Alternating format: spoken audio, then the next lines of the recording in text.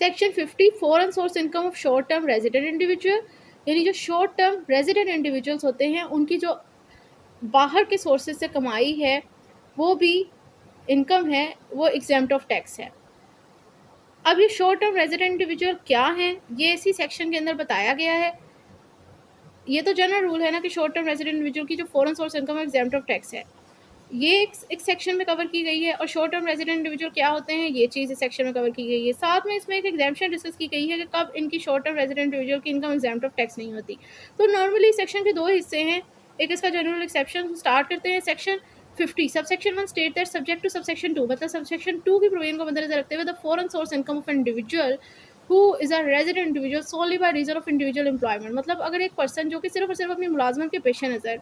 Resident individual है and who is present in Pakistan for a period not exceeding 3 years, और जो पाकिस्तान के अंदर रिहाइश इख्तियार रखे हुए हैं जिसका टाइम लिमिट जो इसकी रिहाइश का जो है वो 3 साल से ज़्यादा नहीं हुआ, यानी 3 साल या 3 साल से कम हो, ऐसा शहरी जो कि सिर्फ और सिर्फ पाकिस्तान में अपनी मुलाजमत के लिए ही रह रहा है और उसकी जो रेजिडेंस का टाइम पीरियड है, जो टेन्यूर है, वो 3 साल से एक्सीड ना किया गया हो, या तो 3 साल हो या 3 साल से कम हो, वो person short term resident individual कहलाता है कानून की नज़र में। और उस पर्सन की जो फॉरेन सोर्स इनकम है, क्योंकि ज़ाहिर सी बात है पाकिस्तान में रह रहा है मुलाजमत के पेश नज़र, मिसाल के तौर पर कोई उनका कोई डिप्लोमेट आया हुआ है तो उसकी इनकम उसकी कंट्री पे करेगी ना, पाकिस्तान की कंट्री तो नहीं पे करेगी। तो वो कह रहे हैं कि वो उसकी जो उसकी बाहर से जो उसकी गवर्नमेंट से पे कर रही है वो इनकम, अब चूँकि पाकिस्तान में बेशक रह रहा है तो लेकिन वो इनकम उस पर्सन की अब एग्जेम्प्ट ऑफ टैक्स है, ठीक है। और shall be exempt from tax under this ordinary, ठीक है, वो एग्जेम्प्ट ऑफ टैक्स है। अब आ जाते हैं सेक्शन सबसेक्शन 2 की तरफ कि कब वो इस पर्सन की शॉर्ट टर्म रेजिडेंट इंडिविजुअल की इनकम एग्जेम्प्ट ऑफ टैक्स नहीं है। तो इस subsection 2 state that this section shall not apply to any income drive from a business of the person establish in Pakistan. लेकिन अगर यही short term resident individual Pakistan के अंदर रहते हुए कोई कारोबार एक्स्ट्रा कर ले और उस कारोबार से कोई इनकम हासिल हो, तो वो एक तो वो इनकम उसकी एग्जेम्प्ट ऑफ टैक्स नहीं है, and B point any foreign source income brought into received in Pakistan by the person, या वो पाकिस्तान में रहते हुए उसकी अपने मुल्क का भी उसका फॉरेन ही कहलाएगा ना, उसके अलावा किसी और जगह से किसी दूसरी कंट्री से कोई उसकी इनकम आ रही है और वो पाकिस्तान में बैठे हुए रिसीव कर रहा है, तो वो इनकम भी एग्जेम्प्ट ऑफ टैक्स नहीं होगी। तो आई होप ये समझ आ गया होगा सेक्शन 50। अब आ जाते हैं सेक्शन 51 की तरफ। Foreign source income of returning expatriates. Expatriates वो होते हैं तारकीन वतन, या वो पर्सन जिनको जिला वतन कर दिया जाता है, या वो पर्सन जो कि मुल्क छोड़ के चले जाते हैं, यानी कि बाय विल वो खुद ही चले गए हैं, पाकिस्तान से बाहर चले गए हैं या फिर उन्हें निकाल दिया सॉरी या फिर उन्हें निकाल दिया गया है। तो section 51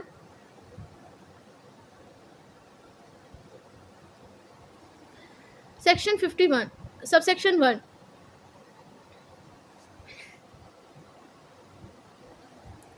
Section 51 subsection 1 states that any foreign source income derived by a citizen of Pakistan in a tax year who was not a resident individual in any of the 4 tax years preceding the tax year in which the individual become a resident shall be exempt from tax under this ordinance in the tax year। मिसाल के तौर पर वो कह रहे हैं कि एक पर्सन एक पाकिस्तान में नहीं था, पाकिस्तान आया, जिस साल जिस टैक्स ईयर में आया उस टैक्स ईयर में तो वो रेजिडेंट पर्सन है, लेकिन उससे पहले जो पिछले गुज़िश्ता 4 टैक्स ईयर थे उसके अंदर वो रेजिडेंट पर्सन नहीं था, और उस 4 सालों के अंदर उस पर्सन ने जो भी इनकम ड्राइव की, जो उसकी फॉरेन सोर्स ऑफ इनकम थी, वो इस ऑर्डिनेंस के अंदर एग्जेम्प्ट ऑफ टैक्स होगी। किस टेन्योर के लिए एग्जेम्प्ट ऑफ टैक्स होगी? In which the individual become a resident individual in the following tax year. उस साल के अंदर एग्जेम्प्ट ऑफ टैक्स होगी जिस साल के अंदर वो रेजिडेंट पर्सन बना, मतलब जिस साल के अंदर वो आया और रेजिडेंट हुआ, और उससे आने वाले 1 साल जो टैक्स ईयर है उसमें होगी। मिसाल के तौर पर अभी एक पर्सन जो है वो 2022 के अंदर पाकिस्तान आया,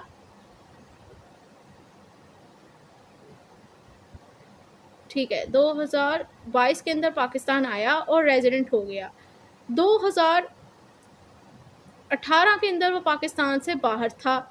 तो 2018 से 22 तक, 18 से 19, 19 से 20, 20 से 21, ठीक है, 4 साल मेरे ख्याल से हो गए ना पूरे। तो वो उस टाइम पीरियड तक जो है वो 18 से वो में ना 2018 के टैक्स ईयर में वो पाकिस्तान से बाहर चला गया था।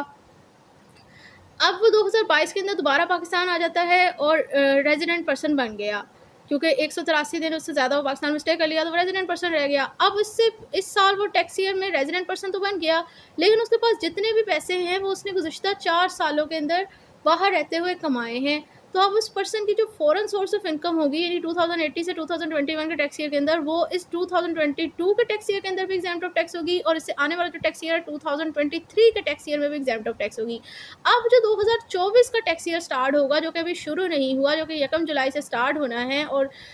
30 जून 2025 तक रहेगा,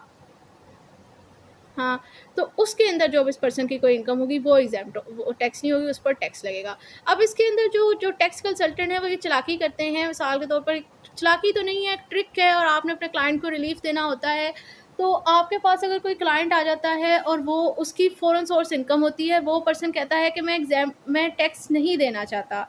मैं टैक्स नहीं देना चाहता, तो आप क्या करते हो, आप उसकी इनकम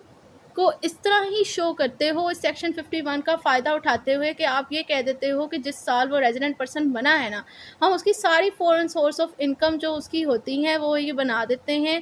कि ये जो इसकी है,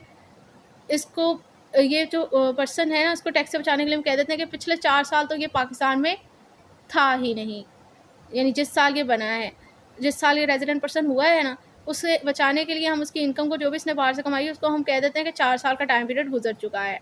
ये 4 साल पाकिस्तान से बाहर था, तो लिहाजा जो भी इसकी इनकम है, फॉरेन सोर्स इनकम, वो इस 4 साल के टाइम पीरियड में उसके बाहर होने की वजह से एग्जाम्प्ट ऑफ टैक्स हो गई। बिल्कुल इसी तरह ही है, जैसे आपके पास बिजनेस पर्सन वाले आ जाते हैं और वो टैक्स नहीं देना चाहते, तो हम उनकी इनकम को 6 लाख से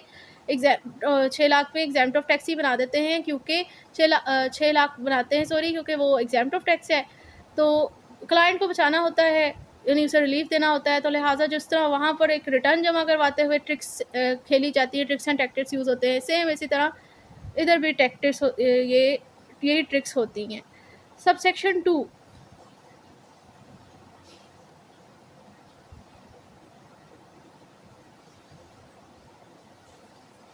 सबसेक्शन 2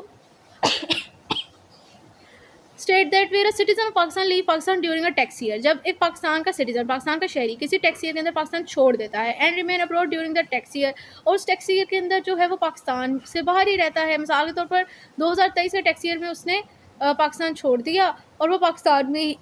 से बाहर ही रह रहा है, और वो चला गया है दुबई, चला गया है, और उस टैक्स ईयर में बाहर, यानी दुबई में ही है, जो भी उसकी income, any income chargeable under the head salary earn by him outside Pakistan, और उस दौरान जो उसने कोई इनकम कमाई है पाकिस्तान से बाहर कमाई है, लेकिन वो हेड इनकम ऑफ सैलरी की हेड के अंदर चार्जेबल टू टैक्स है, यानी उस पर टैक्स लगना है उस साल में, वो एग्जाम्प्ट ऑफ टैक्स होती है इस ऑर्डिनेंस के अंदर, ठीक है। मिसाल के तौर पर कह रहे हैं कि 2023 के अंदर